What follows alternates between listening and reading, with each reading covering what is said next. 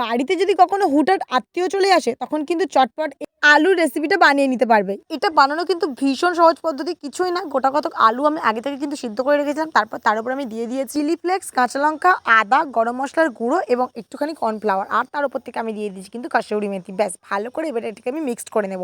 এবার এটাকে লম্বা চৌকো যেকোনো একটা শেপ দিয়ে গরম তেলে ভেজে নিলেই হবে। আমি এখানে একটা স্মাইলি করেছিলাম, তার জন্য চামচ এবং কলম ব্যবহার করেছিলাম তার চোখ এবং ঠোঁট রাখার জন্য। যাই হোক, আমার কিন্তু স্মাইলিটা এখানে রেডি হয়ে গেছে। এবার যতক্ষণ এগুলোকে আমি তেলে ভেজে নেবো, করে নেবো আজকের কয়েকটা শাউট আউট।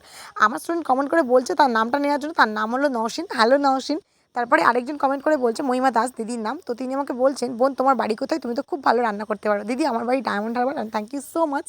আর তোমাদের এই কমেন্টগুলো আমাকে ভীষণভাবে অ্যাপ্রিসিয়েট করে। তো দেখো, কথা বলতে বলতে আমি কিন্তু এখানে স্মাইলিগুলোকে ভেজে নিয়েছি। তো ভাজার পরে দেখলাম স্মাইলির কোনো অংশটুকুই বোঝা যাচ্ছে না, কিন্তু বিশ্বাস করো খেতে এটা দুর্দান্ত লেগেছিল। ভিতরটা পুরো মাখো মাখো লাগছিল। চটপট বানিয়ে সসের সাথে পরিবেশন করলে কিন্তু জাস্ট ওয়াও লাগবে।